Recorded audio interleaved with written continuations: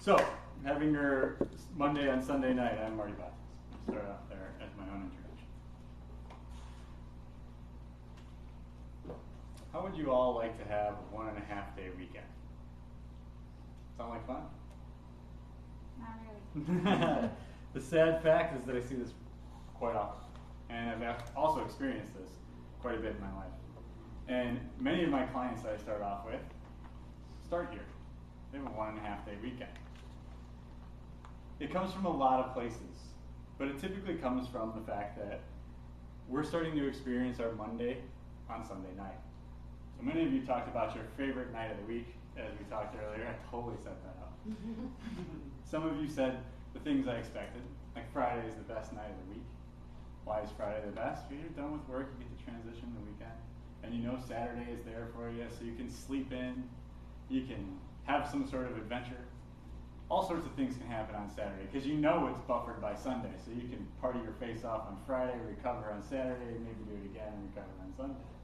But then, all of a sudden, you have this crazy experience where Monday creeps in. And what's really creeping in is actually anxiety. Anxiety comes from the future.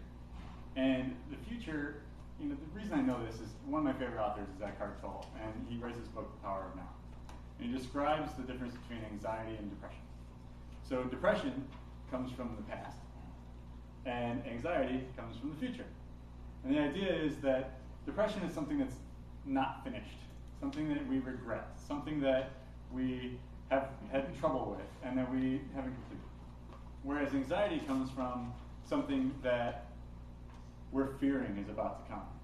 So what it tells me, and what I've experienced myself and discovered, was that having Monday on Sunday night is actually your first experience of having some anxiety.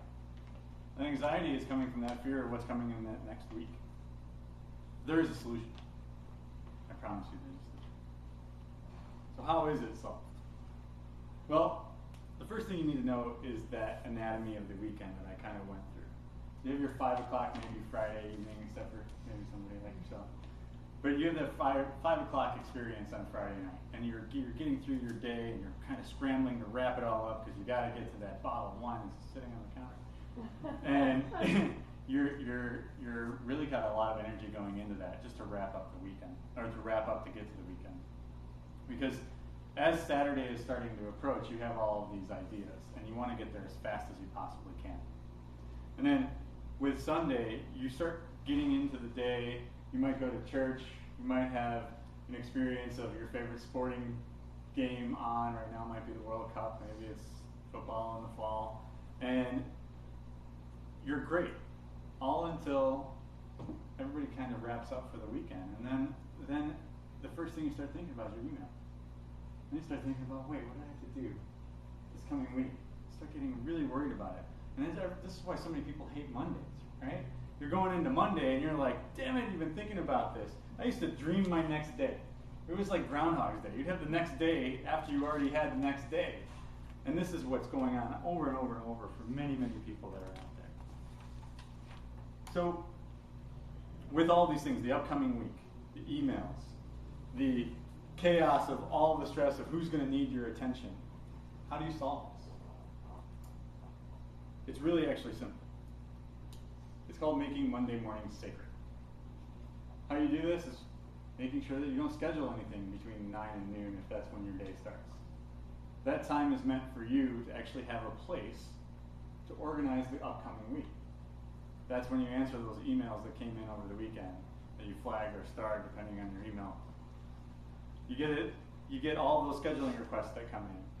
And you start thinking about those early, but if you get Monday morning open for yourself, you can actually schedule out your work, and then you can answer all those scheduling requests. You know that no one's going to take that time away from you, and you can actually ease right into your week. It actually creates a space to also set an intention for your week and how you want it to actually be resolved. Now, this is how you're starting to get your 2-day weekend back. Right? 2-day weekends are a lot better than 1.5-day weekends, right? I assume everybody kind of feels that same way, unless you're like a workaholic, in which case we have a different conversation to have. But there's also more that you can do to actually make Monday a little bit more sacred. And this is kind of the bonus material in the whole thing.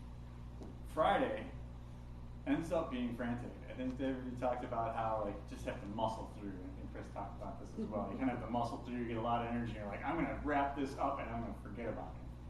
So there's another sacred time in the week, which is Friday afternoon. And quite often, we try to schedule appointments with other people, or we try to get that last task accomplished before we finish the week. But Friday afternoon is actually a great time to start setting up the rest of the week for the next week. Review what's coming up.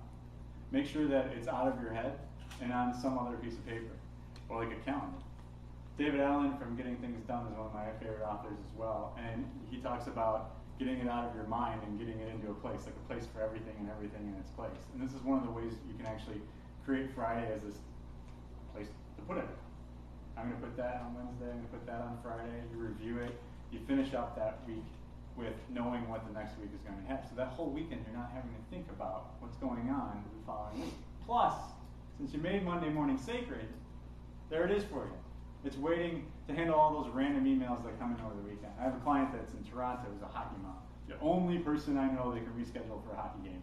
And she sits there and she's like, all the other hockey moms are checking emails instead of actually being present in what they're actually supposed to be there for. Watch their kids play this awesome sport that they love so much. So this happens because they didn't wrap up on Friday. And it's coming in over the weekend and they don't have Monday morning available for them so they can clean it all up.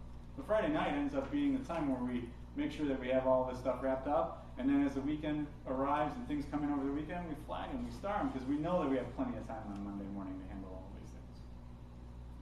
So, as you find this simple equation, what you're actually finding is we're extending that weekend out even further and further. And we start having a Friday afternoon that's actually calm, it has a place, everything in a place. Now we can go into our Friday with even more energy, right? Because we know it's only kind of a half day. Plus, if you try to schedule with someone on Friday in the afternoon, what do? They might be like David, or they might be like Chris. They're like, I gotta get the hell out of here. I don't want to talk to you. So you don't get very much attention on Friday afternoon. So why not make it your own? And then Saturday's even all that much better because you don't even necessarily have to sleep in because you got some rest. Maybe you took a nap after Friday. And then Sunday becomes a full day. And when we have that Monday morning waiting for us, we become incredibly satisfied by the week. We no longer have these horrible Mondays. So when I look on Facebook on my Monday morning, because I've got 3 extra hours sitting there, and I see all these posts, frickin' Monday. Right? Everybody hates this Monday. I'm sitting there like, my Monday morning is awesome. I had coffee, dropped my wife off at work, answered some emails, scheduled out the week. Monday afternoon rolls around, everybody's like, oh my God, this week is insane. I'm like, calm down. Just have to make Monday morning safe.